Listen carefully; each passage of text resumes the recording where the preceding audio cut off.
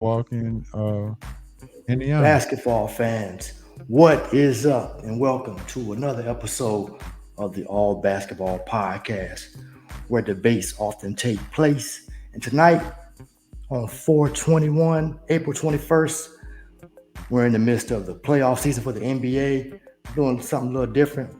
We are on live, Facebook Live on my Covering the Game page. So feel free to chime in. But once again, I'm the host, Maurice Dixon. I got with me again Horace from the Sports Roundtable and Lawrence, who's been on plenty of shows. Um, but start off with you, Lawrence. Playoffs are underway. Expectations, we got a few games final today, a few blowouts, guys injured.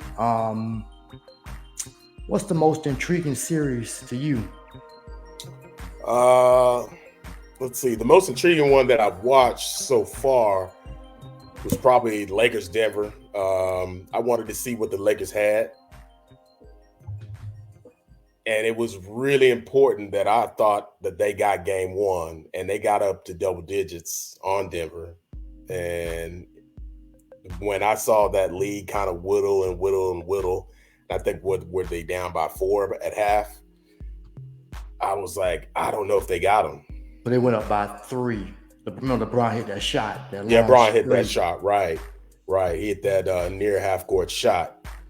So I thought it was important that they held on to that lead because when you got Anthony Davis having the kind of game that he had, what he had 32, 15, and 7 assists or something like that. Yeah, I get the numbers for you. Go ahead. But he's not going to give you that the next game. He's can be kind of inconsistent in the playoffs. And then Russell he didn't play well. And I thought that was a game they needed to have. So I don't know. That one's the most intriguing one I've watched so far. I'm also interested in the Clippers, Dallas, and Dallas getting blown out in game one. Maybe not blown out, but it was a beatdown before I turned it off. And I just thought that Dallas is going to have a better game one performance. But yeah, we'll see. It's still early. We'll see what the adjustments look like in game two. Definitely. What you got to say about that? Yeah, because I would say, 1 second, Horace, before I get to you. Yeah, I closely watched that Lakers game last night. I don't see I didn't really see. I saw Denver's defense adjust, and I thought Yeah. once they turned it up in the second quarter, it was like, okay, they're getting steals, getting easy baskets. Then you got then what Pope caught fire in the second, in the third. Mm-hmm. Yeah. And then Murray came on, and it was like once they ran him down, then obviously you're home, and then third quarter we really get rolling. And Jokic wasn't even doing anything. Just he was scoring on Anthony Davis. They tried to put Hachimura on him, scoring on him. Yeah. And then Pope had to Pope hit 4 threes that quarter, and then like LeBron kind of disappeared. I don't see what adjustment. I just think, as I thought coming in, it's just a bad matchup. That's 9 in a row. That speaks volumes. You can't. It's dominance.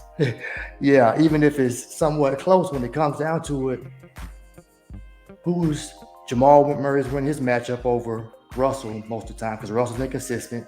Yeah. Caldwell Pope's the best defender. If Porter's blocking shots. Gordon keeps LeBron from kind of getting so many layups. And then you're not stopping Jokic. And if you start doubling, then he's just gonna find guys that either he gonna make most of his layups, make most of the floaters. So it's just it's just a bad matchup. Yeah, it really is, and that might be the worst game Jamal Murray has in that series because he didn't play really well. He wasn't really exactly on target. So having that said, it was really important that they got that game won, and they didn't do it. So what happens in game 2? I know Darvin Ham said that they got some adjustments that they're going to make.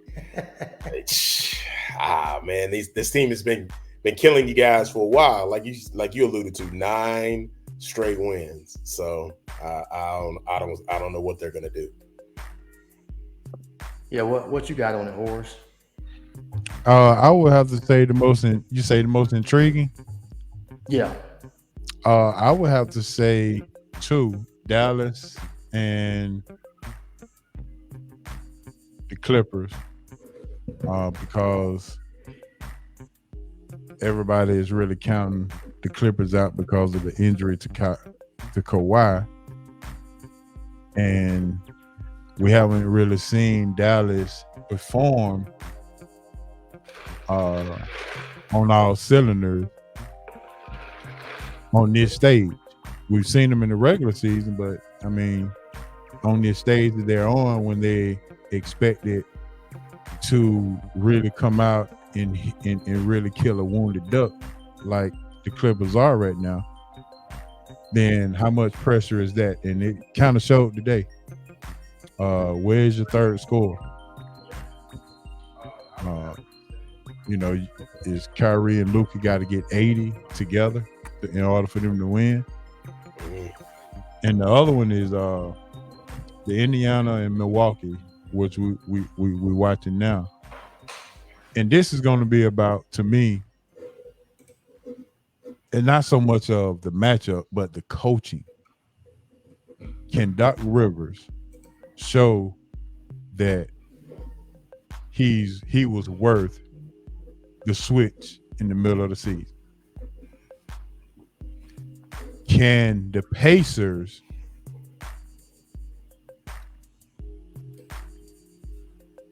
ride the momentum of being this team that scores a whole lot of points? This supposedly up and coming team that has some of these young guys, sort of like the mirror image of what OKC is in the West. Indiana is this in the East. So, but these young guys playing, how would they match up with a much older team and experienced team? So just that coaching alone by itself interests me in how that's going to pan out. Yeah, because they got 2 good coaches. Well, both coaches have 1 championship apiece. I would say Rick Carlisle did it with definitely less talent. Definitely, I mean, the Celtics had three Hall of Famers, guys who are now in the Hall of Fame. So Pierce, Garnett, and Ray Allen. Now, as far as the matchup season series, I mean, Indiana's won 4 out of 5. They're about to lose this one, but it's going to be interesting to see if all of that fast-paced stuff is not working tonight. I mean, I know exactly. all that. You got to play some defense. The game slows down, but I mean, Dame is on one. I just looked. Middleton's on one. Like, yeah. I mean, they just cooking. They ain't cooked 9 of 14. Yeah. Middleton ain't really made no threes. That experience I'm telling you about. You know, right. Doc has a lot more experience in these situations than the regular season, and he also got experienced guys. Right, and they but the only thing is, I know y'all said it on y'all show last week. Giannis is too much like the Durant thing. I mean, calf, yeah, and he was having issues with his Achilles. I mean, if they can get by with this one, but even that's scary territory, man. I mean, because then you got to sit down for a whole year. You talking about this time 2025. Right. Exactly. Yeah. So I mean, my thing is, if you brought Dame in, then I mean, this is the time, but this is when and why you need him to show up. Because when one go down, the other one has to step up. I mean, he getting double the shots. He at 35 right now. So tonight he's doing great. Yeah. But got to win 4 games. Yeah, still a lot to go. And a lot of these games have been. I mean, I think no Jimmy Butler. I think I would be surprised if Miami's not done. I mean, unless the Celtics just can't make any threes, and they kind of bombed them out today. Tatum had triple-double, so I would. So, but this Indiana-Milwaukee series probably going to be a long one. The Clippers in Dallas, too. Hey, James Harden, second best player. The Clippers in trouble. Yeah. Clippers in trouble. I mean, he had a hot game today, but it can't be. And we talking about Paul George being your. I mean, and they trying to see if Kawhi gonna play, man. Kawhi not gonna play, man. You're not believing that James Harden is gonna finally get that playoff jinx off him, be able to dust it off and perform finally? No. No. And them and the Sixers are in trouble. Embiid can't. What they said? Embiid dunked yesterday and he got hurt himself. Yeah. Yeah. He did one of them and one dunks. Throw it off the glass and when he got it and. You serious? Yeah. I forgot to look. Yeah, he threw it off the glass and when he got it and dunked it and when he fell, he laid there for a minute. He did, yeah. I just don't think he's been healthy at all, really, except for early on in that season when people were really campaigning. And his injury doesn't help his post because now he's definitely out there shooting threes because of that. Because I mean, he only running from 3-point line to 3-point line because of the injury. Yeah. But when is Embiid healthy during the playoffs? I can't remember the last time he's been healthy during the playoff run. Maybe when Ben Simmons melted down, he was pretty healthy, right? Yeah. I guess so. If I'm remembering. Did he get hurt last year? Yeah, he was hurt last year. He missed some of the playoffs. Yeah.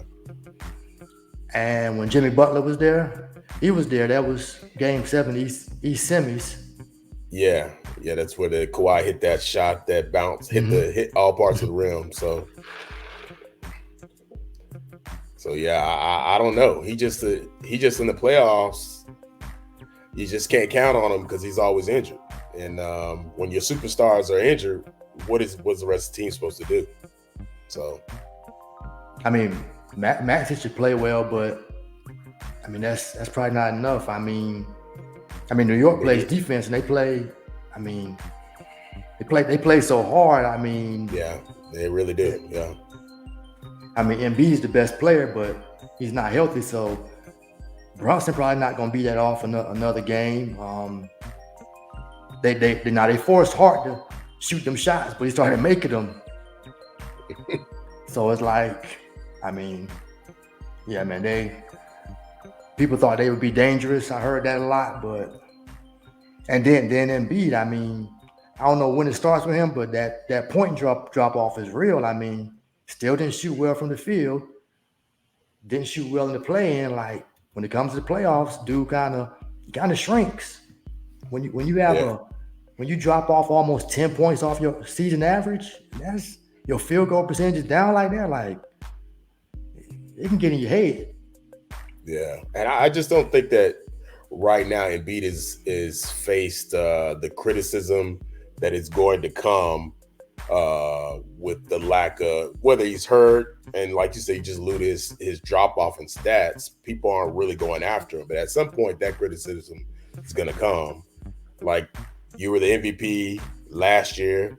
When are you at least going to make it to the finals?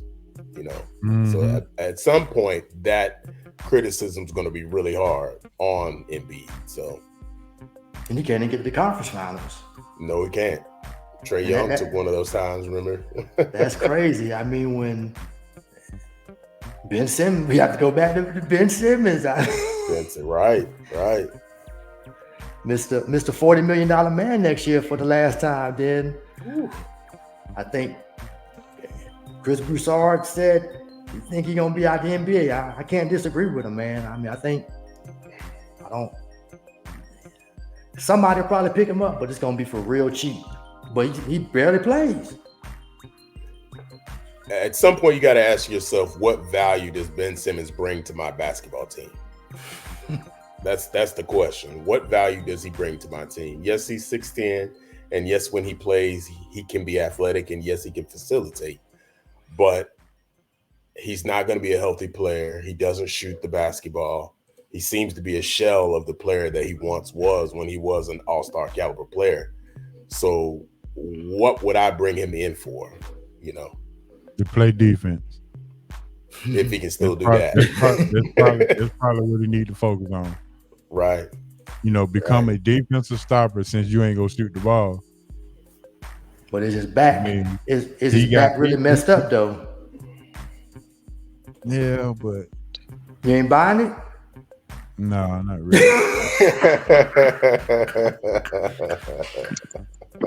He had surgery. So you said the man is going to full length. I'm gonna go get surgery. You know how many doctor excuses I done went and got? I mean, I'm just saying. Hey, surgery, that's going pretty far, man. I mean, unless I'm there to see it. Well, you need a picture of him in the bed. I mean, he can take that picture. I mean, how many times have we seen athletes, celebrities say certain things and then find out that it wasn't all what they said it was? That's a good point. But I mean, I know he has had. Well, he's had to have one legit one, and he had what was it? His foot his first year. First, it was his foot, I think, his rookie year, and then, but yeah, I mean, he's the whole red shirt rookie year thing. So I can't remember what his injury was. Then it became the back. It's just been a back issue. Then he popped up with the back. We got off-season workouts. Ben Simmons. I'm in the gym pumping iron, getting ready, and that little cycle, man. That's wild. That jump. I hate to laugh, but it's like wow, dude. Like, but some people ain't built for it. He obviously wasn't built for it. Yeah, it's unfortunate, because when you look at him, he has the tools to be a great basketball player. Size, speed, athleticism. Like he's a full 6'10", and again, peak. I guess now we can look back and say that was peak Ben Simmons. Peak could guard 5 positions. Was a defensive player of the year candidate, and now, he's looking, like you said, might be out of the league. Yes. Instead of getting surgery, you need to go to therapy. He said he was doing that. Yeah. He did that. Yeah. This is, you remember Rick Ankiel, right? You're a baseball guy, Horace. I remember this is Rick. that. This is that. Can't throw to the mound. Or whoever else it's somebody else people bring up. Can't think of the other guy's name. Y'all might be able to help me, but I mean, you just can't. It's a mental block. Like, I'm afraid to shoot. Yeah. I mean, Steve Sachs was like that for the Dodgers for a long time. Couldn't throw the ball to first base. That's it. Whatchamacallit wouldn't throw it over there either. He was a good pitcher for the Cubs. Not too recently. Mike, who was the pitcher for the Cubs who came for the first base? He was a good pitcher. Not too long ago. I can't remember. I think it's Wood. I might be making that up. It wasn't Wood. It's not Kerry Wood. No, it was the other guy. He came to the Cubs and helped them win that World Series. Yeah, he's a left-handed, but he would never throw to first base. He never threw to first base. Yeah. I forgot where he came from. But But Mike, what's the most intriguing matchup for you these NBA playoffs?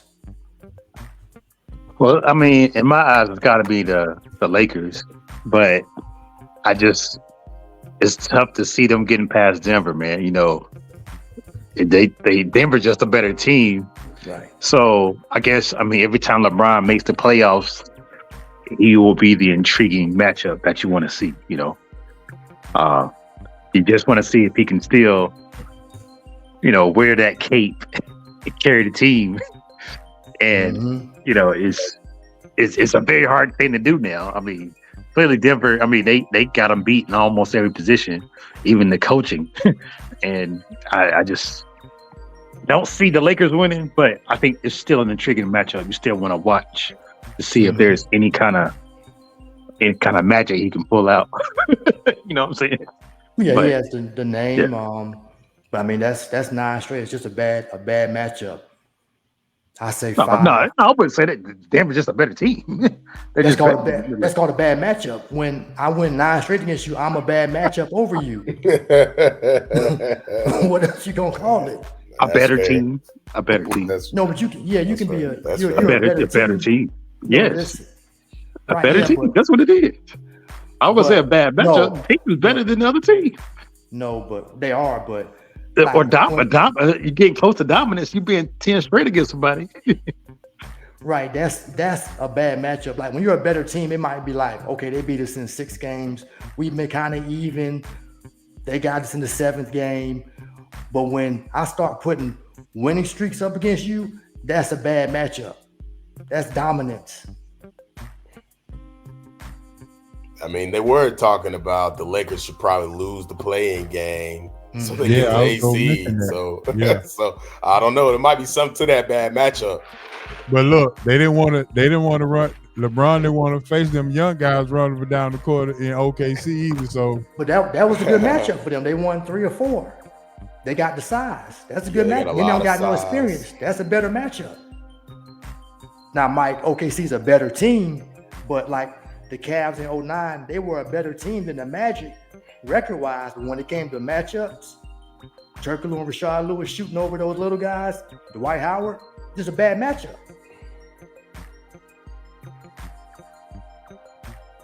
You there? Yeah, I'm here.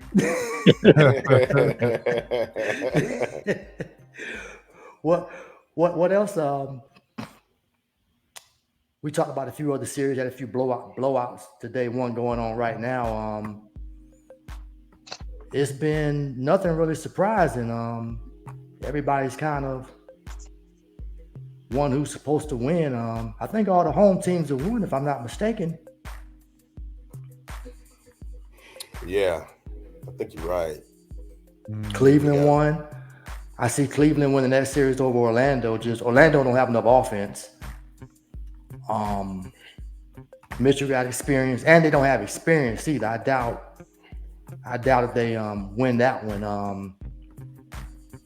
Now tonight, I don't know how OKC and New Orleans are matched up, but I think OKC should win that series. I don't know how many. I mean, New Orleans does have a little more experience, but they don't have Zion. I don't know when he's gonna come back.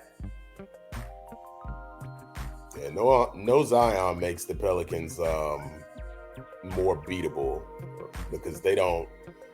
I don't know. Zion is the for a 6'7" guy. He plays like the biggest dude on the court. Like you just can't stop him. He's just playing bully ball. So when he's really going, he's a matchup nightmare. And then with OKC with their size, that would have been a problem. But if he's not playing, I really look for SGA to have his way. So I don't know. It's gonna be interesting to see though what game one's gonna bring. They should come out and run them. I mean, because who was it? Murphy the third. He's good. Yeah. He'll probably be starting. Yeah, Ingram. Yeah. I mean, Valanciunas is big, but he is old. But I mean, I would try to pound Holmgren with him, like see if I can get some fouls, because you bring in the other Jalen Williams dude. He's small. mean, not small, but he like 6'9" maybe. And they got Biombo on the bench, but he really don't play. But they're not winning the SGA matchup. Then they still got to worry about Jalen Williams. Yeah, man, he's a problem. He's so good. So I would assume, I guess that's kind of Ingram or Murphy's man, because Herb Jones, it would make sense to put him on SGA. Yeah. I mean, I think it'll be one of the more entertaining series, but I can see OKC definitely winning that. They may have dodged a bullet with New Orleans not winning, and then LA not getting that matchup. Because I mean, LA losing, all they doing maybe is they just get more money for the franchise and more intrigue. But when it comes to Denver, this is where it ends. I mean, it's just a bad matchup, Mike, and they're a better team.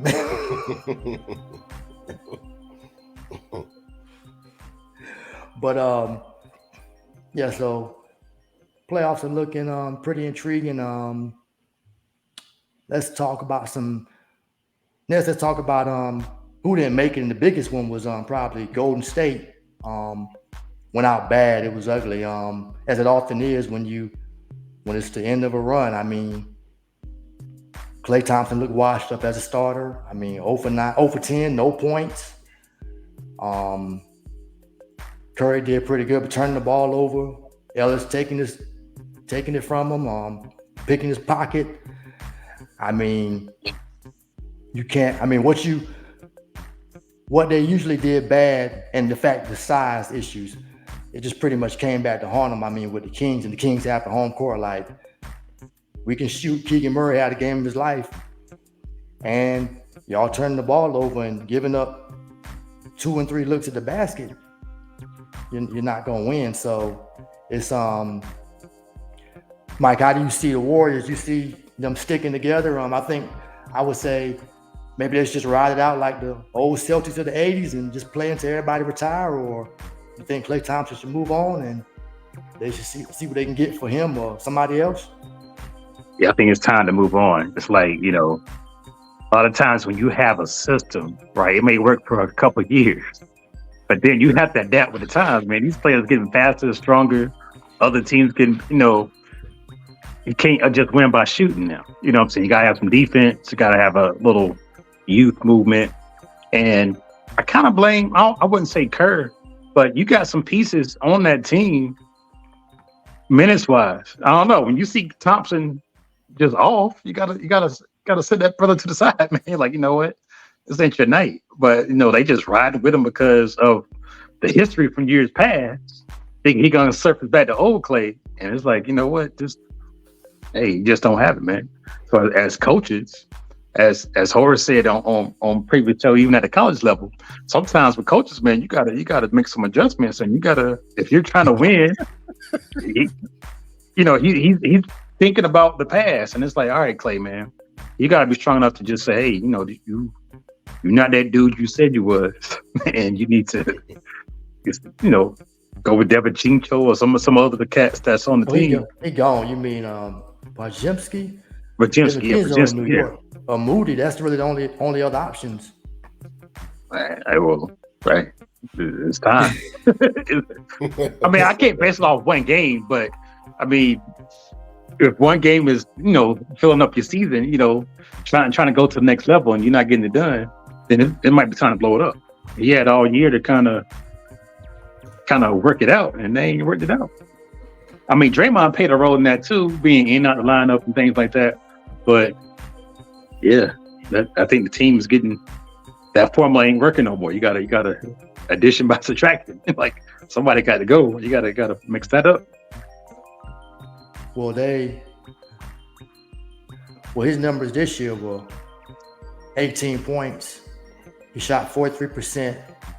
He ended up shooting about 39%. So it's funny, his numbers were on par, but he just had, I guess him being 34 and with those few injuries, I guess it's just at certain spots and definitely in key spots against good teams. Like he lit up some scrubs sometimes, but he wasn't lighting up the stiffest competition. And I mean, maybe a bench role. I don't know. I think they should just go ahead and ride it out together, or because I mean it works. I mean there'll be a lower seeded playoff team. You get knocked out. Nobody wants to leave. They want to keep, and you add some pieces. But that championship stuff, I think, is definitely out the window. And you actually are right about that. Like the numbers, like he might drop 30 against the Hornets. You know what I'm saying? But then when he plays Denver or plays somebody else, he only got like 10 or 12. But then that's averaging out 18. You think, oh, he still has some good numbers. Like, nah, hold on, cuz the numbers ain't really that good. So yeah, and that's wild because like, oh, he playing well. I mean, his numbers are on par. I guess you have to. That's when it comes down to watching the games, a specific game, like certain games, because they played the scrub team. I mean, light them up. Like as you like to say most time, scrubs get hot. Not saying dudes are scrub like that, but in the NBA, I mean, Kobe White not a scrub, but he had 42. The next game, did he even score 10 points? Time out. Wasn't there a guy from New York that dropped like 50 against the Hawks? No, it was some scrub, some dude that got hot.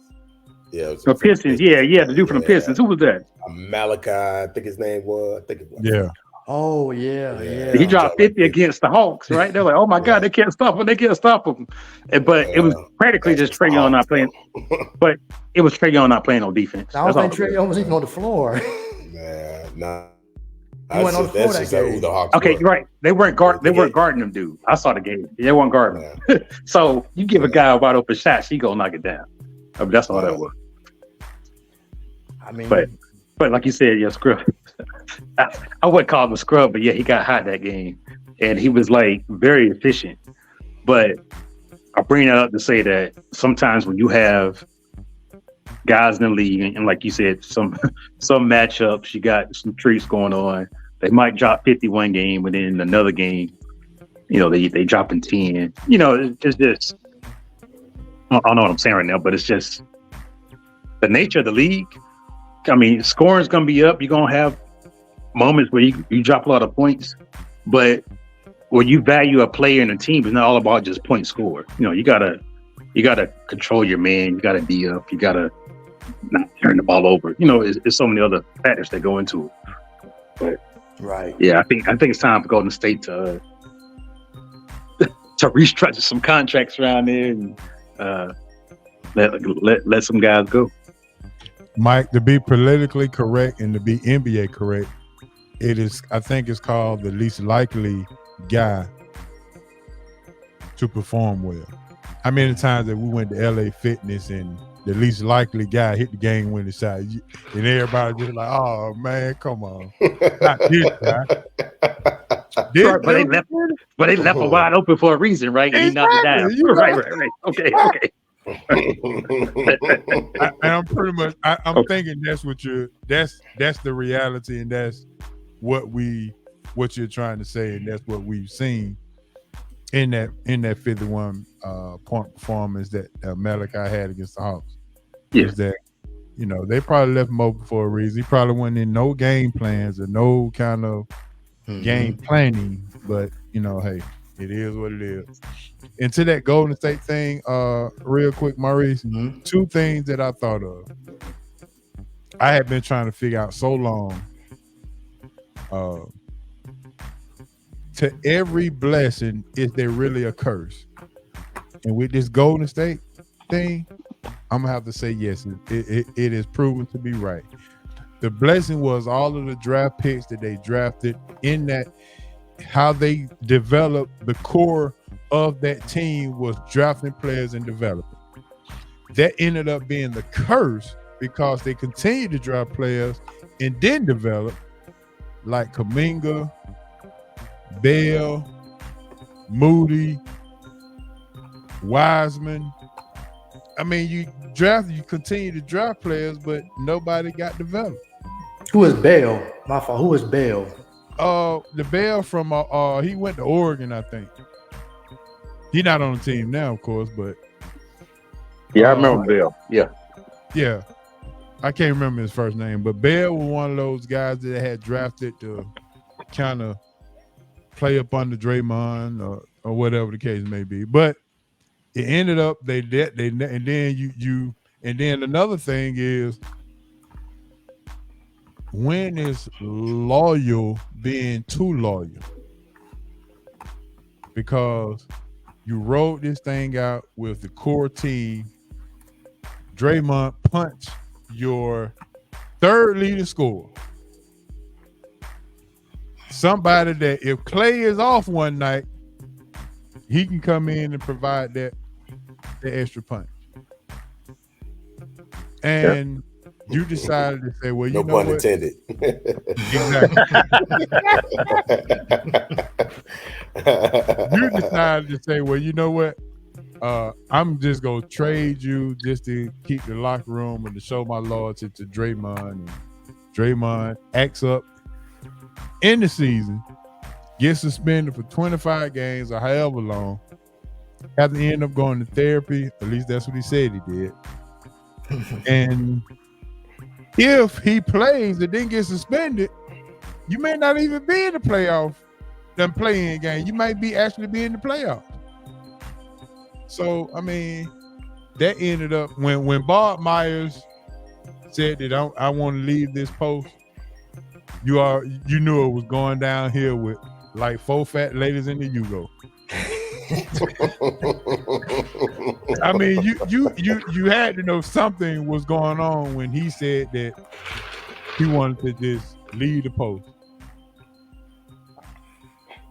I mean, he had been the architect of all of this, developing and things of that nature. Some had to go wrong. Jordan Bell. Yeah, that's him.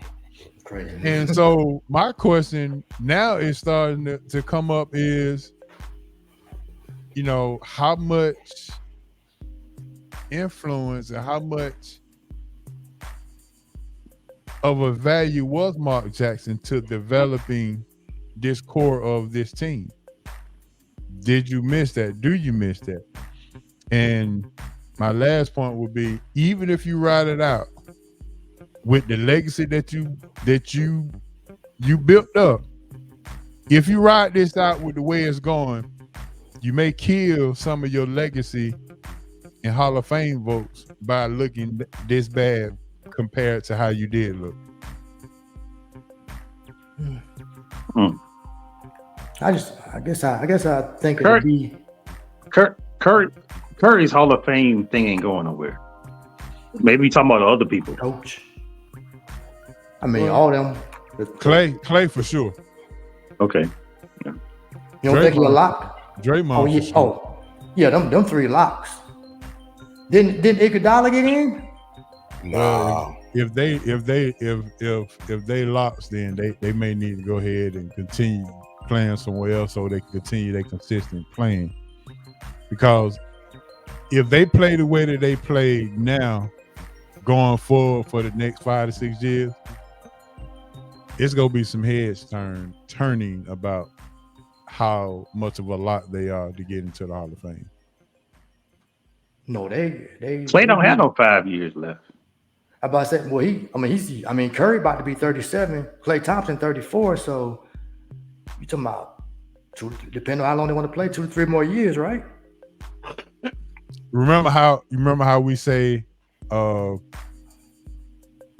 if a kid don't do one and done in college, if he comes back, we've already seen what you can do, but that second year, everybody looking at what you can't do.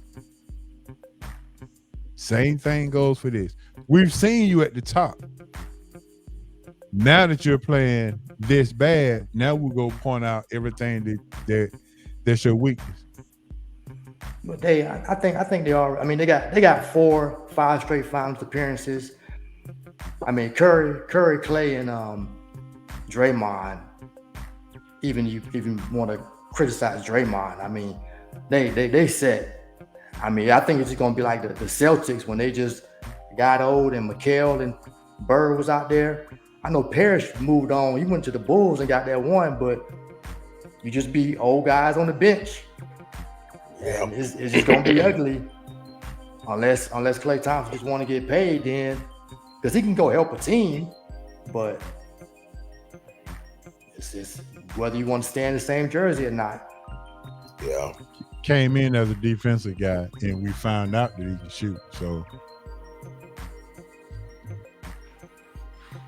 what about you, Lawrence? He can't move no more. Not with them legs, and not with all the injury he had. He can't be no defensive stop anymore. So, it's kind of takes a little bit of it away. Well, just keeping it on Klay Thompson, the biggest thing that I saw watching the Warriors this season is Klay is not a legitimate number 2 scorer anymore. You know, along with him not being the defender that he once was. And the Warriors as a team really needed that reliable second scorer, somebody who could help Curry out, because, you know, Curry has those games where he's going to score 40, 50, you know, the crowd's going to be going crazy, and then he's going to have the game where he's going to be 1 for 8 for 3.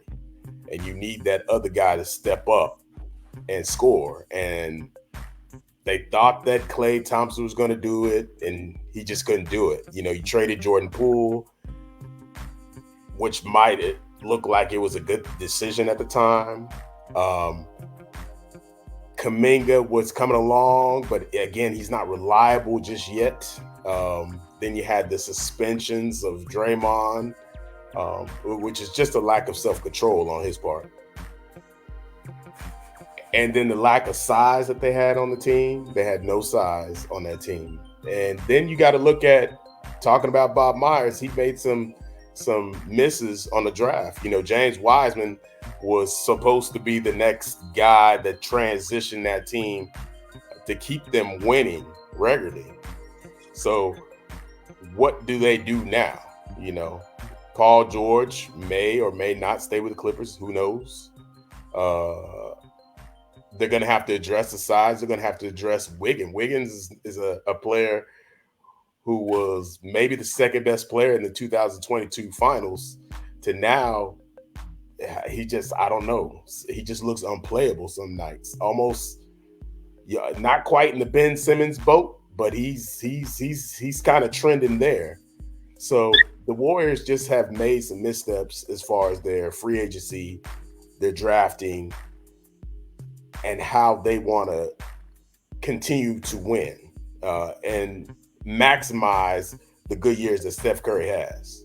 Because, you know, this was a good Steph Curry season. It wasn't great by any means, but it was very good. He's probably going to be third team All-NBA. And at the end of this season, what I saw when I was watching Sacramento is the man looked tired. He looked like he was going to give out. He didn't have anything left to give. And there was no other person to pass that ball and make plays. You know, Curry is already a kind of a high turnover guy, but 6 turnovers in a must-win game is excessive. And, you know, maybe that's part of that's Sacramento's defense, but also part of that is fatigue for what he's been doing all season. So it depends on what the Warriors want to do. Do they want to continue to win or try to chase championships? If they do, they're going to have to blow the team up. If they want to do what Boston did in the 80s and just kind of let everybody have their goodbye, their last dance, so to speak, then you keep the core together and let everybody say goodbye. But if that was the case, I think Bob Myers would have stayed. Because Curry, let's be real, he's 36. Like that's young, but all of us are over that age. Yeah. But like 36 in the NBA winning that's not really how the NBA works. No. Because other guys start winning around 27, 28 usually. Maybe you catch one here or there, or you come in with a certainty, like you come in like Kobe or Wade, Magic, Bird, and you have other pieces on there where you get it young, but usually you start winning around that 27 window, to about 33, 34, depending on how long. And then you have some exceptions out there like LeBron and Kareem, but and even Drexler. I guess when Drexler wanted to end of that, he wasn't that old. He might have been like 34, 35, but that window for championships is, I think people kind of forget that. Like they like, oh, why don't they keep going? Like, man, 36 years old, like he won 4 championships. Like it's about to be, it's over. Like we got to move on. I mean, now Tim Duncan, I think he got one. Now he got one, what, 37? But that was Kawhi's MVP, Tony Parker, Ginobili. They were running the show then. I mean, Duncan was just a really good, I won't say a really good role player at that point, but his game has always been kind of below the rim, very skilled. So, but he wasn't putting up near quadruple doubles like 05 and 03. So, I mean, it's just been a good run, man. It's just, I think people just get, I guess it's time to move on. Like those injuries came for a reason. 5 straight finals, man. That's a lot on you, man. I mean, 82 game season. It's a lot on all them guys. And you see who can't last. Like Kawhi not built for it. Embiid not built for it. And others in the past haven't been built for it. Grant Hill, Penny, just not built for it. And McGrady, and it's the ugly side.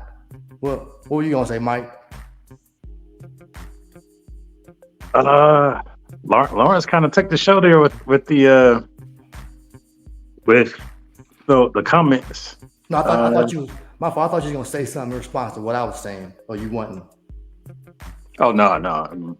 Okay. Yeah. Okay. Wow. I'll put a cap on that and just say, yeah, we'll just see how the off season goes. Pretty sure it's going to be intriguing. I'm going to move on to a few other topics. I want to go to Victor Wembanyama. Can this guy, should he really be Defensive Player of the Year? I mean, he got all those blocks, but they lost 18 straight games.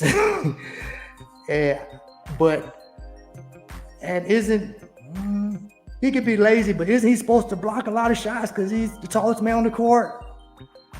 But defensive players usually been like delegated to a guy who's helping his team win. But and Gobert, he has the best. He's on the best defensive team. Now he doesn't have the stats. He might have more of the advanced stuff, but I know he has the rebounds. But I mean, should Wembanyama be Rookie of the Year and Defensive Player of the Year with the record they got?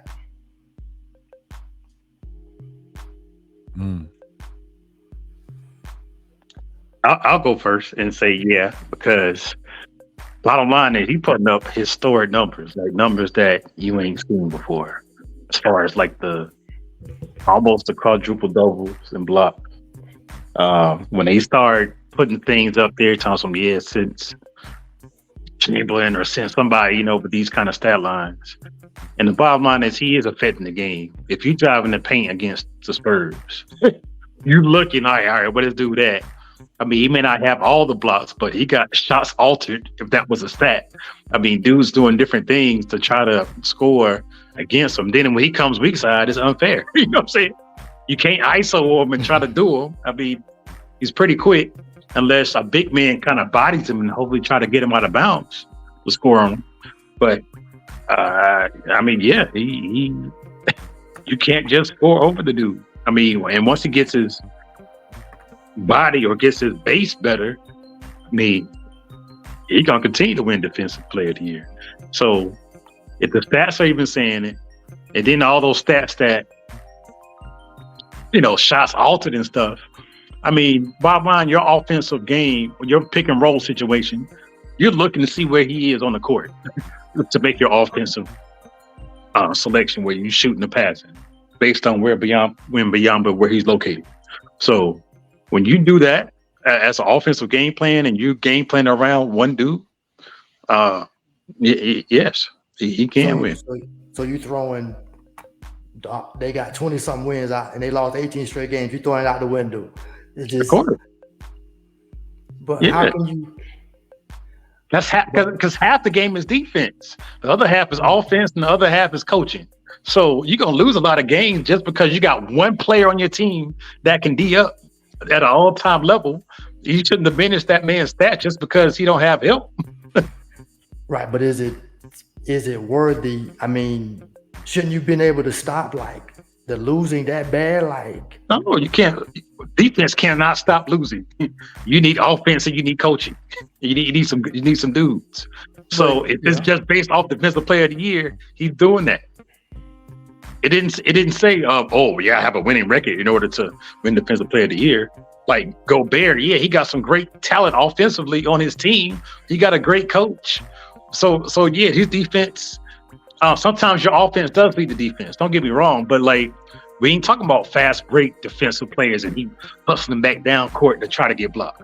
So yeah, I mean he's worthy of defensive player of the year, even with 20 wins. Or how many wins they got? Yeah, they just got over. Yeah, I think losing 18 games kind of sticks out. You expect that from a rookie, but I mean, he averaged 3.6 a game, and they said the numbers show that his on-off stats, that's what really helps him. But then you got Gobert. They got tied for the best record in the West.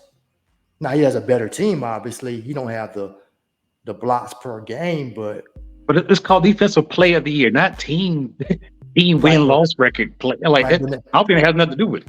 Right, but give me a defensive player of the year who's been on a bad team. Or we just gonna make this the exception? This would be the exception because he's the best defensive player out there in the league. But then, who cares about his? I don't care about what happened in 2012. If the award is called defensive player of the year, you step on the court, you D'ing up, you D'ing your man up, you helping your teammates out D up. Why not win it? Ooh, I only won 20 games. I can't win. I'm sorry. I have to give back my trophy. Even though I'm D'ing up. But can you give me? You can affect and give me a few more wins. No, I know. I mean, no, I can't. Defense wins. I mean, if you're saying defense wins, that's important. I mean, team defense. Yeah, you don't have no team defense. Oh, who else is playing defense like that on the Spurs? Who is on the Spurs? Well, I mean, you got Keldon Johnson, you got Trey Jones, you got Okay, Trey Jones is a great defensive player. So two. I wouldn't say great. I mean, that might be a stretch. Well, at Duke he was. Well, this not right. Duke. I don't think his defensive abilities have certainly dropped down to standard levels now that he's in the league.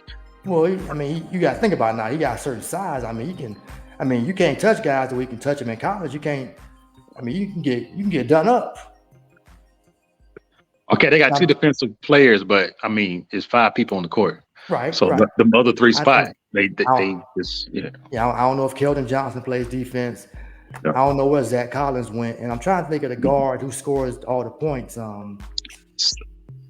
He's foreign with the funny hair. No, number 24. He went to Florida State. I think he's number 24.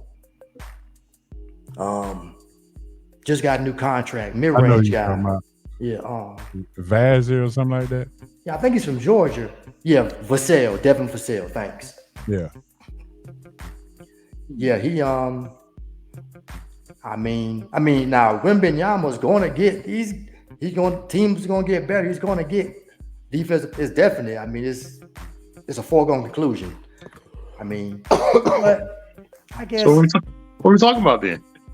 I mean, but it's I think it's arguable because it's like, well, like the points I stated, you lose 18 straight games, you're on a really bad team, but I mean, you're blocking almost 4 shots a game, but y'all, I mean, and there's another guy who's on their team has the best record in the West. Ended up being 3rd best, but they were tied for the best record.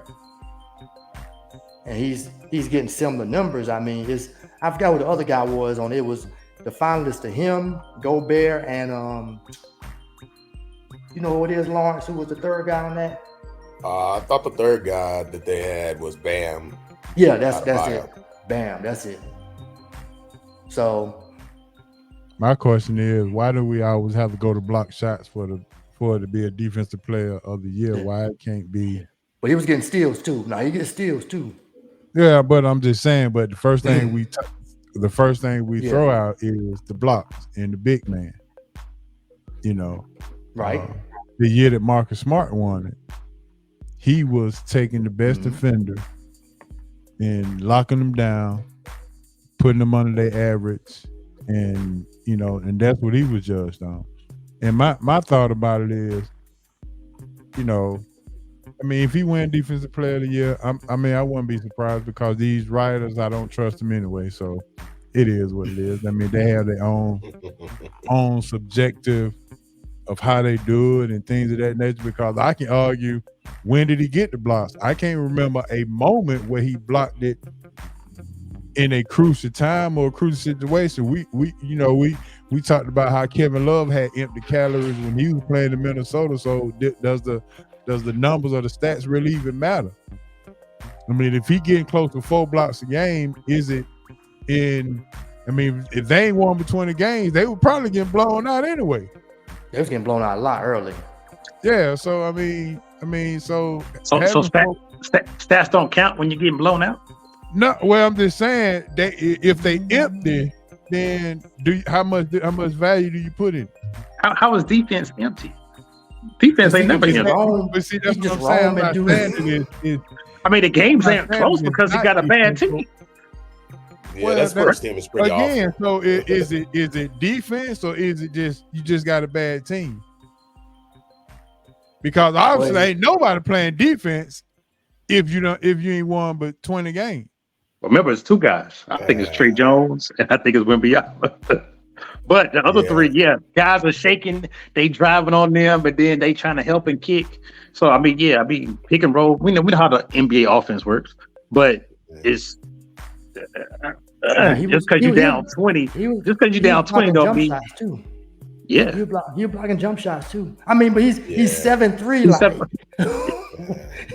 But he's like you just said, Horace just stated the case. The dudes that he's guarding, their field goal percentage is probably lower when Wembanyama is guarding, right? Yeah. But he didn't even, when Embiid dropped the points on him, he didn't even check Embiid. Embiid dropped 70 on them. Bad team, yeah. I don't know. Maybe they should have put him on. I don't know. I'm not a coach. Once again, the writers go do what they do. Andre Dawson, Cal Ripken won MVP, and they was the last place, the worst team in baseball, and they still won MVP. So, hey, they go do how they Dawson. Andre Dawson, Cal Ripken too. But see, baseball, man, you can't control your win-loss record as a hitter, right? The only thing you do is hit the ball. You can't pitch. You can't do the managerial decisions. So, Rep can run MVP though. I mean, maybe his defense, but I didn't think he was offensively like that. Okay. Yeah, Cal Ripken won MVP one year at the Orioles, and they was the last place team. And Andre Dawson, of course, with the Cubs. But Dawson had some numbers. I could see Dawson, but I never thought Ripken was really hitting like that. Yeah. Yeah, he was a monster. I mean, he came to work every day, and during the later part of his career, he was swinging that stick.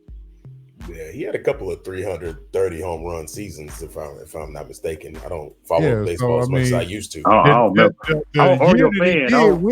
had the numbers to do it. Okay. But again, last place team, but the numbers spoke for themselves. Yeah. So again, I don't, it is what it is. Let the writers do what the writers do. They have their own subjective way of doing it. And I think it's kind of unfair to have a certain amount of expectations for rookie guys or whatever, because they put their own expectation on players when they're not even coaching them. And if the coach is not maximizing their potential, then it makes their expectation look bad. So now I got a better question for y'all. disappointed. I think he had a great rookie season.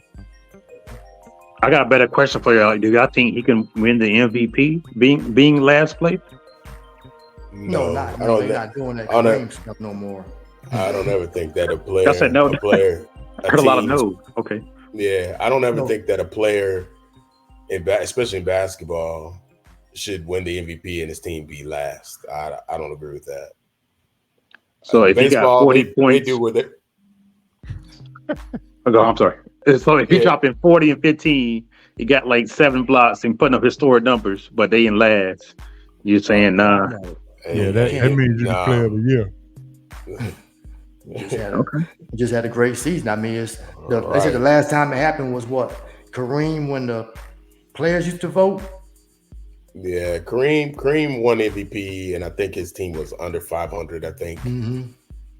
And that might have been his 5th MVP, if I'm not mistaken. Something like that. But definitely, or he might have been like, no, I think it was a Laker, if I'm not mistaken. But yeah, the players were still voting then. Late 70s before Magic got there. Okay. Yeah. So I don't agree with when, especially in basketball. Baseball is different. They have their own set of standards and stuff like that. But I feel like one basketball player can control the game more, especially when we're talking about MVP. Defensive Player of the Year, that's a really interesting one that you're talking about. You know, if you're going to judge it by wins and having the most impact on defense, then it should be Rudy Gobert. You know, I'm not saying that they should go that way, but Wemby, when he was on the court, the Spurs were a top 5 defense. When he was off the court, that's when the defense plummeted.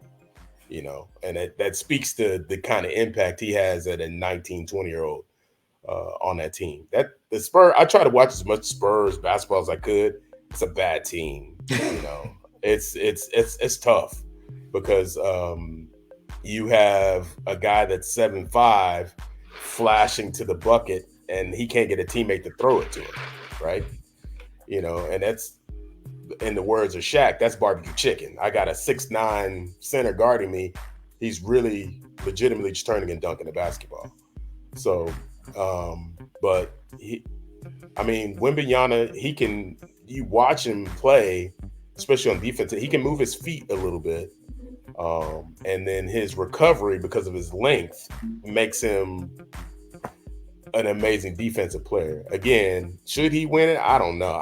It's tough. I've heard some really good arguments for why he should and why he shouldn't. But I don't think I would take anything away from him as a 20-year-old.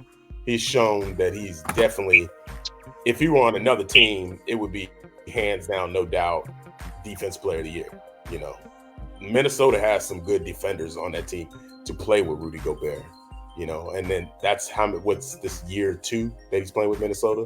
Mm-hmm. This is legitimately Wembanyama's like first year in the NBA, you know. So I don't know. I'll leave that to the people who vote. I don't have a vote. Well, the votes, the votes are in. They just haven't been revealed yet. My question would be, why can't Drew Holiday get some love, since he's the catalyst for getting Boston to that number 1 seed in the East, when everybody thought Milwaukee would clearly be the number 1 seed, and I agree. He is the catalyst for, and you see the difference. You lose Marcus Smart, and you figure they will fall off. They go and trade for Drew Holiday, and as you can see, Milwaukee lost some defensive efficiency because of the loss, and Boston gained it all. But now won't nobody mention him, even though they got 64 wins, 63 wins, 64 wins. Yeah, best defensive backcourt in basketball, him and Derek White. Those guys are phenomenal. But I guess with since those guys, you got to look at the numbers. His block shots is not up there. Well, he's not even getting over. He's 0.9 steals, so he's not even getting a steal a game. That would help because SGA is leading in steals a game. But I think to that point, Horace, I think when it first came about, Defensive Player of the Year, the game was centered around the hole and the basket. So it was like, okay, people coming in the hole, it's crowded. Who's sending shots away? So that's where, okay, you're clearly rejecting a shot, like, so that weighs heavy. And then getting steals. But now they got more advanced stats where they like, well, because they switching, how you defend on the perimeter, however they calculate it, it's it all goes in it. But I think the whole blocks thing is just the fact that if nothing else, that's the best thing you can do, block a shot. You can't do anything. I mean, you can take a charge, but blocking a shot is total, as the word speaks, literally rejection. But if you're a defensive team and if I'm playing point guard, isn't that what I'm supposed to do? Allow my man to drive to my shot blocker so he can do that?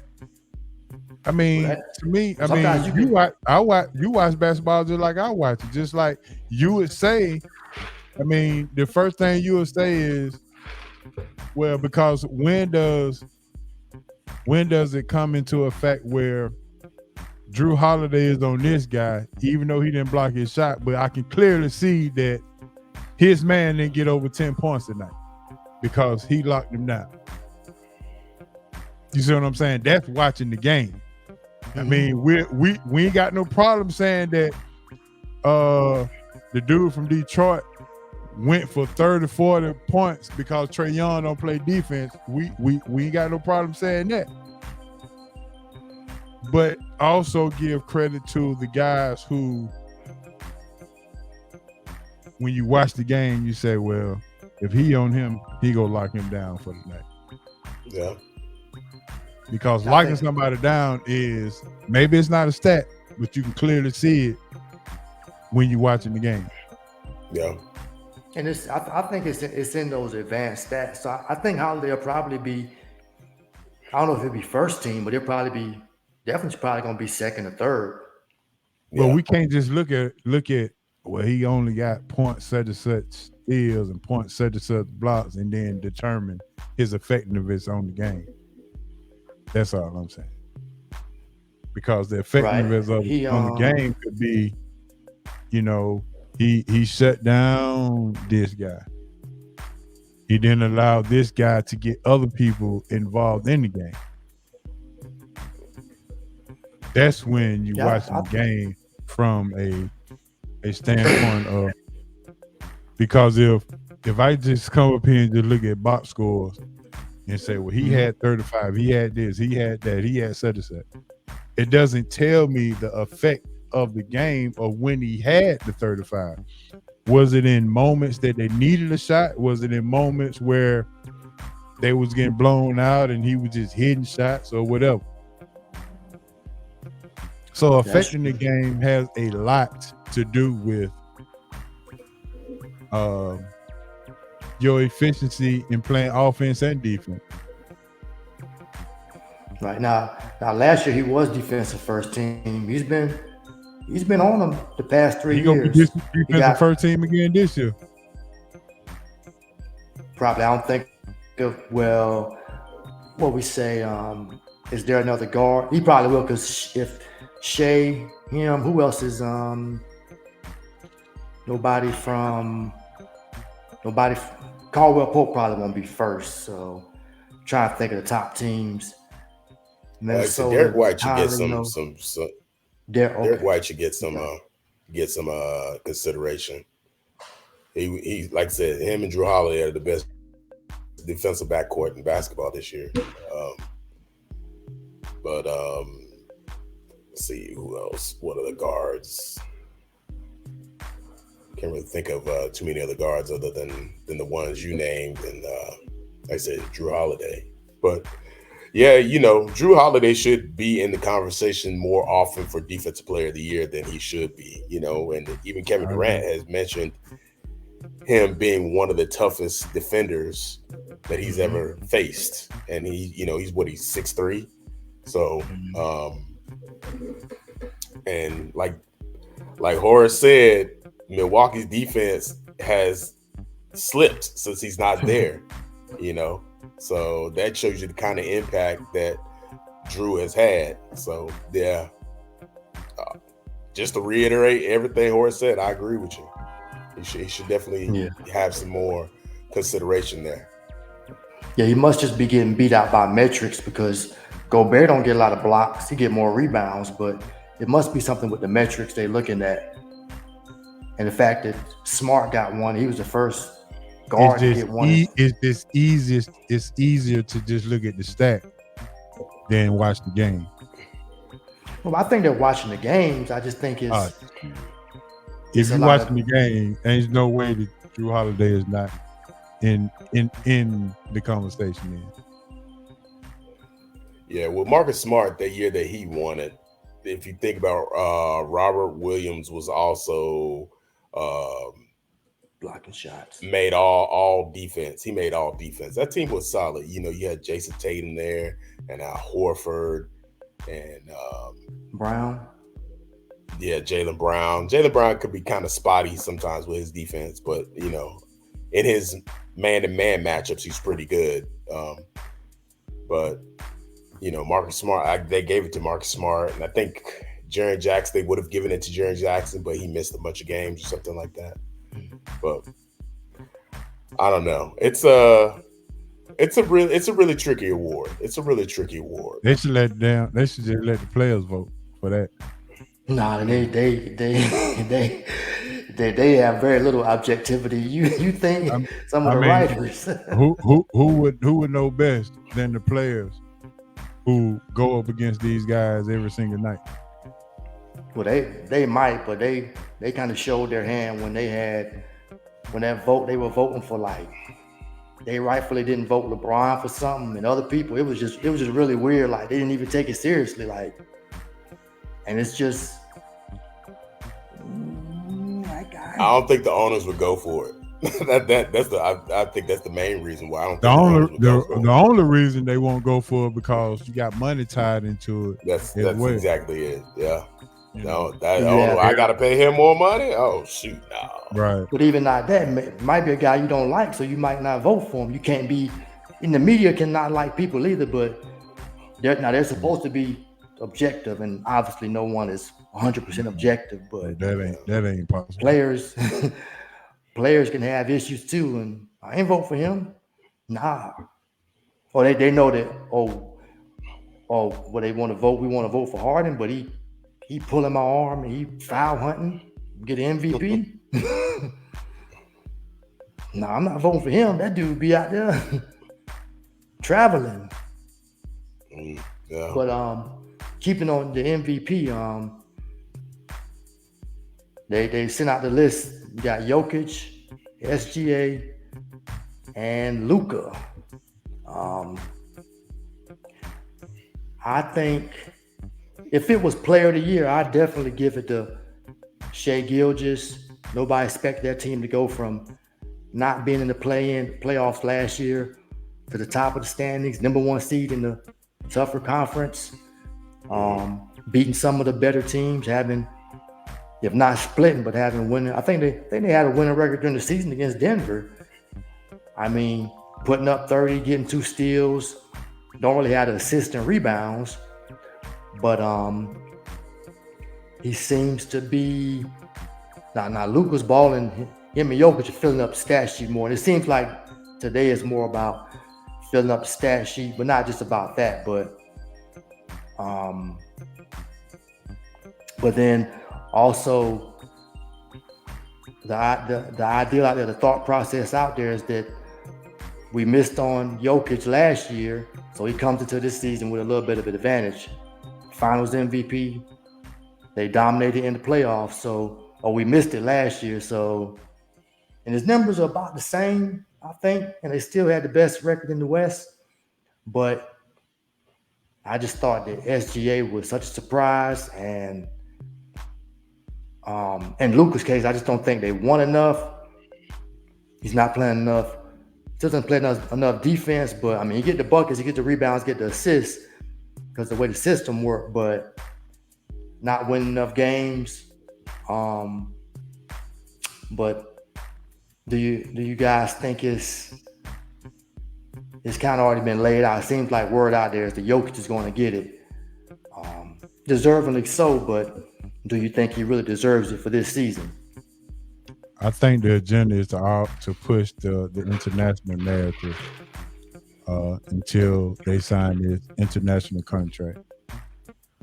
So the last 3-4 MVPs has been foreign players, right? Since Giannis, Jokic, Embiid, 19, 20, Jokic 21, 22, Embiid 23. They just got the better players right now. Last one was James Harden in 18. Yeah. So I guess I'll see my point. So yeah, Jokic probably would win it again. I mean, he's definitely deserving. I mean, he's a matchup nightmare. Even if SGA won it, it would be another foreign player. It's like I said, there is no U.S. born player even in the top 3 or top 5 for the list. So yeah. We started off before we went live. We started off by talking about this, and it is coming. We're seeing it now. Yeah, you're right. Simple as that. They just got the best players. I mean, I don't think it's an agenda being pushed. I think they got the best players, or they're pushing, or that's what they're pushing. Because what is the best player? What does that actually mean? What is the criteria for being the best player? Because I've always had this argument about, well, is this player better than this player? Well, how can you tell? What is the formula to decide? Because if I beat him on one-on-one, that means I'm a better player than him? Because I could beat him on one-on-one, but when I look at his team is 20 games ahead of mine. So, I mean, it's the most impactful. You have to consider wins, history. You have to consider a better player is an individual thing. MVP is a team thing. So that's the difference to me. Who's the MVP? Who is if you take them off their team, would struggle? And I would say I would most likely lean to, since they're the youngest, I would say SGA. But I mean, you pull Jokic out there, which team would be less effective, or who would have the biggest impact, or which team would lose the biggest impact if you take that person off that team? Because even though they're younger, Jokic is the engine that stirs the pot in them. He is the reason why Jamal Murray, Michael Porter Jr. get open shots. He's the reason why Aaron Gordon get dunks. So, I mean, that's impactful. Very impactful. So I think it's more so based on how the league is going. When Michael Jordan was winning, it was about scoring. Jordan wasn't averaging a triple-double. It was about scoring and having the best team and playing the best defense. And then Malone came in there, Barkley came in there, so it was like, well, I got to score, I got to rebound, or we got to beat y'all out for the record. And then when for a while there, it was kind of Duncan was like points, rebounds, Shaq and Kobe cancel each other out. So that's why they only got one. So people took away from, they like, nah, you can't be. But then it got to change with LeBron, where it was like, well, you got two weapons too, but you averaging about a triple-double. Then it became more of the triple-double. I think that's still the era we're in right now. Who's filling up the stat sheets the most? Because remember when the Suns a few years ago had 62 wins, they were rolling. Booker didn't get much push. I mean, he just scoring. Tatum, they got the best record this year. He just scoring, but he still can't crack. Now, Ant-Man's coming. He's got to probably do a little more, show us something in the playoffs. So it's almost historical stuff. It's past season. It's a lot that goes into it. That's why I always like player of the year. Who's the most impactful player this year? Just the wow people. No storylines. Just, that dude was amazing. Kind of like Derrick Rose in 11. It was just amazing. But LeBron kind of hurt him. He kind of hurt himself because even though they had a better record, he had more help. Rose didn't have that much help. So, and now it's just fill up the stat sheets. Or what's the best? Kevin Durant leaves Russell Westbrook.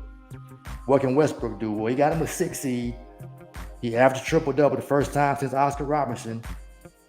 That's MVP.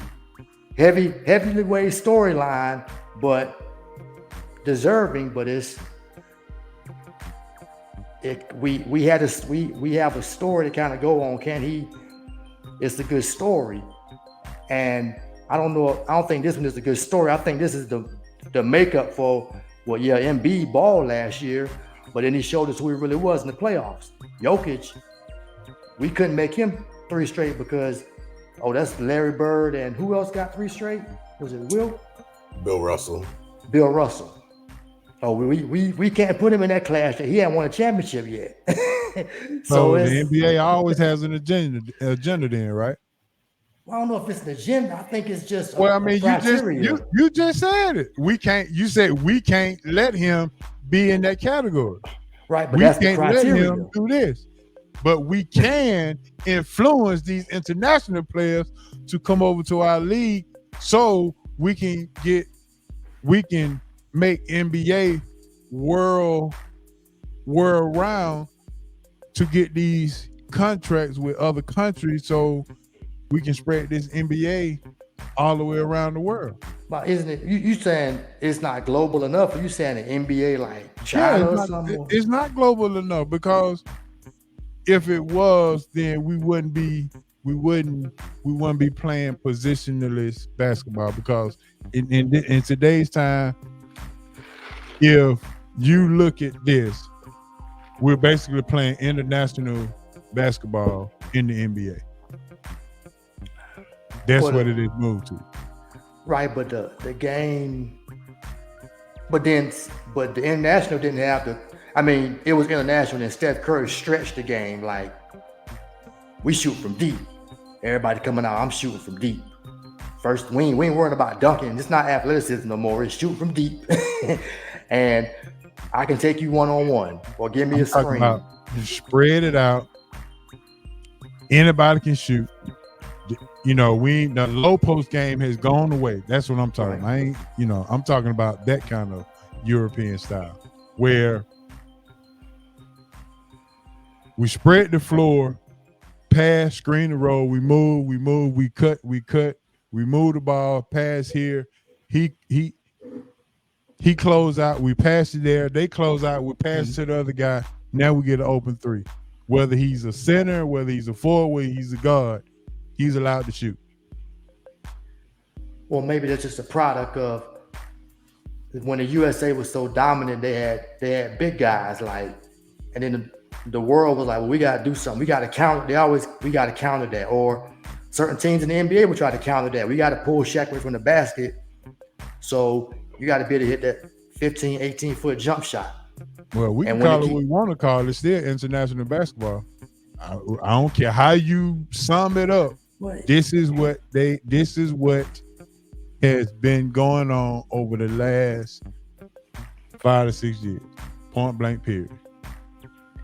Well, I mean, name the last time. Name me a back to the basket center right now today. Well, I mean, Jokic go down there sometimes. Yeah, but I mean, that's the game. He's basically playing point center. But the game has changed like every other game. Like football, they don't You're not running the ball. I'm not saying. Well, we can call it change, but I'm just saying what it is. The observation of the game is what it is.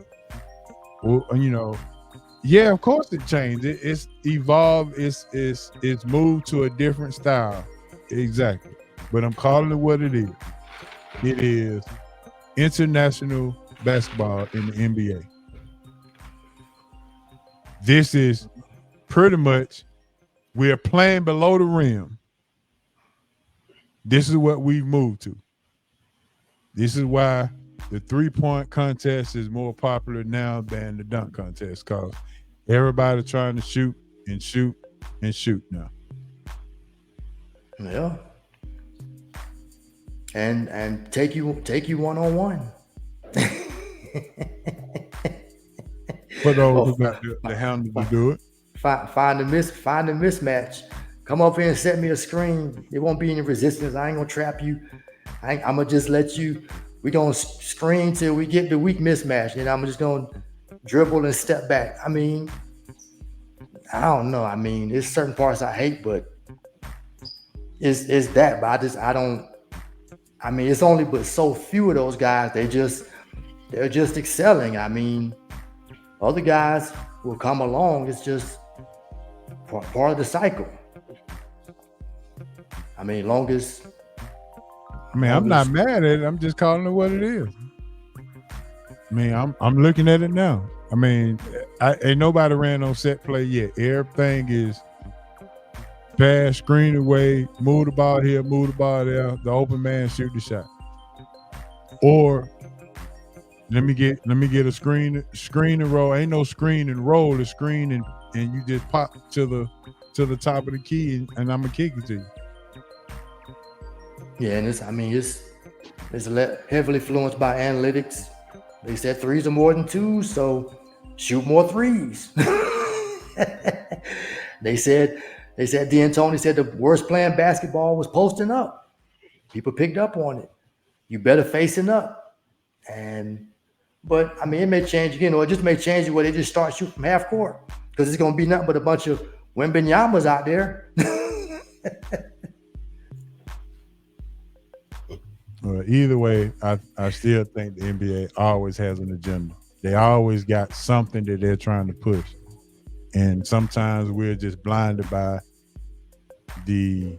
whatever they're going to try to tell us to not be so blunt about it. If you don't think that they're trying to sign contracts and be more global, then we ain't paying attention. I mean, they all doing it. NFL, why you think NFL keep going over to Europe and keep going over to these different countries to play and paying $1 million to the home team to do it? To get more money. I mean, what the of foundation. Course. And everybody doing that. Why you think Shohei Ohtani ain't got suspended yet? Money, who he is. You think baseball trying to mess up their Japan money? Are you crazy? That $4.5 million that they talking about the man stole, man, they can 10 times that if they can get global. Well, yes. I mean, it always comes down to who you are, what the temperature of the room is. I mean, they're not gonna sacrifice him, but obviously, Jonte Porter, you got to fall on the sword, buddy. You can't. Integrity. We can't protect you. You violating the integrity of the game. So the question is, who is he? So no, he's not bringing in no kind of revenue for the NBA. But I mean, the way gambling's going, somebody they're gonna have to punish somebody, because I don't know if y'all heard Shaq's on Shaq's podcast. He said years ago he was talking to a bookie. And the guy was like, well, you might not want to sit too close to me, man, because people know who I am. You don't want to be seen with me. And then Shaq stayed there. He was like, well, what? Ask him a few questions. The guy was like, no, I don't go after guys like you. You make too much money. But referees, other people. So it's all comes. That's why they try to pay people. Obviously, we pay you enough, so don't violate the integrity of our game. Don't be a fool, but people with money all they want is more money. Like Lady in the Matrix say, what does the man with power want? More power. So, so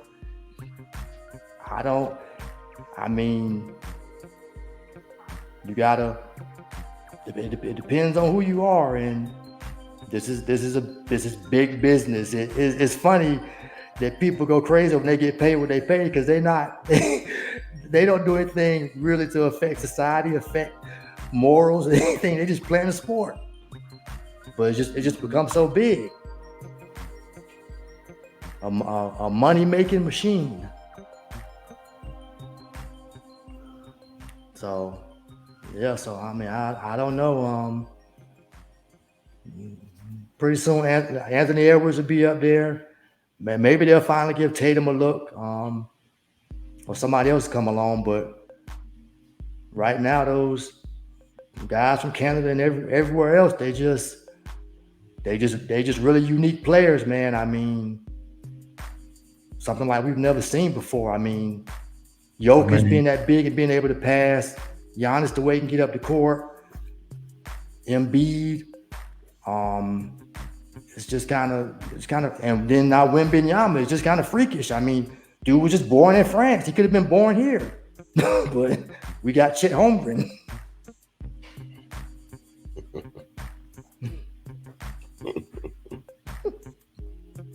So you mean to tell me that looking at Anthony Edwards, looking at Jason Tatum, these guys, looking at their skill set and what they can do, what they have done for their teams, don't or can't rank up with the guys that we just named as far as international play? They're coming. I mean, Tatum just has to be more consistent in the playoffs. I mean, that's his whole thing. Anthony Edwards, he just got to get a little more experience. So I just think that you have to get over a hump before. The only player that's done got over the hump and got a ring out of all the people that you said is Giannis and Joker. Embiid ain't even. Is he over the hump? No, he got the MVP. He got over the MVP hump, but he's not over the hump. But we still mentioning him in one of the best top 5 players in the league, though. Yeah, I mean, well, you have to consider numbers. I mean, he put up the numbers. Well, Anthony Edwards putting up numbers too, and Jason Tatum. But and the effect that they have on their team. I mean, the individual numbers is cool, but the team wins and all that and how they affect their. Did you expect Minnesota to be where they were this year? Oh no, I didn't. To go from where they first. And they're where they are because of who? Mostly because of Anthony Edwards. Okay. That's my point. Right. But I mean, to go at the stats, he only has when they say 26 points and other people got more, it's like, well, yeah, 26 points is what I average, but 5 and 5 effective of the team. See, we're going back to the you're looking at the box score again, looking at the stat line, but it doesn't encompass the effectiveness of the impact that he has on the team. I guarantee you, Jokic don't average over 27 points. You know, I think he averaging a little more than that, man. Let me check. Yeah, 26.4. He's 10th in the league in scoring this year. Again, but the impact that he has on his team is far greater than how many points he averaged, right? Yeah, if you take Jokic off that Denver team, the expectation of the Nuggets drops a lot. Like, they go from a team that can compete for a title to, I don't know if this team can make the playoffs. So you're right. Like, what he does for the Nuggets, he kind of does everything. If they're needing someone to score and no one can make a bucket, he's the guy that's going to start taking the shots. Right. If you double him, he's going to pass the ball and make the right pass. He's going to rebound. He even makes timely defensive plays. Like he just does everything. If Anthony Edwards don't play for Minnesota this year, where does Minnesota finish in the standings? That's a great question. He's really important to that team. Same point we just made for Joker is the same point we can make for Anthony Edwards.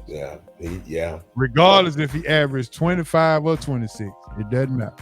Yeah, he's a big shot maker. The impact that he makes on the game, the moments that he's had. Yeah. So how can you calculate? I don't know how it. I'm not big on analytics, but I mean, a lot of these guys, they look at that. Now I'm looking at win shares. Now Jokic has 17 and Edwards has 7.5. So I don't know if that goes in the rebounds and assists or field goal percentage, but that's something they're probably looking at. But the only point I was trying to make is just because the European names are the ones that keep coming up, why can't Anthony Edwards' name come up just as well? And he's doing pretty much the same exact thing, but somebody you say, well, he hadn't done it long enough, or he hadn't gotten over the hump, or Jason Tatum hadn't gotten over the hump. Well, everybody that we've named hadn't gotten over the hump, other than Giannis and the Joker. Them the only two that got rings. Out of the people, Shea Gildress ain't got no ring. Hell, he ain't even been to the playoff other than this year. Embiid definitely hadn't gotten over the hump as far as getting the ring. He's gotten MVP because the agenda was pushed for him to get one. Yeah, but I guess you can say the same agenda was pushed when Westbrook got it. Yeah, I mean, it's always an agenda. That's what I'm saying. It's agenda, it's stats, it's history. I don't think it's always one thing. It's always an agenda, trust me, for somebody to average a triple-double for the whole season. You don't think that the NBA was trying to send a message and had an agenda to say, boom, okay, cool, we're going to reward you for that because you brought eyes to the NBA. It's always an agenda. Yeah. Always an agenda. I can promise you. If you look close enough, it's an agenda. So what percentage of it is an agenda? 80. You going 80? 80%. No. Yeah. Bro, look, it's sports entertainment for a reason. It's sports entertainment for a reason. This ain't just this is it's always a storyline, it's always a narrative, it's always a push for something.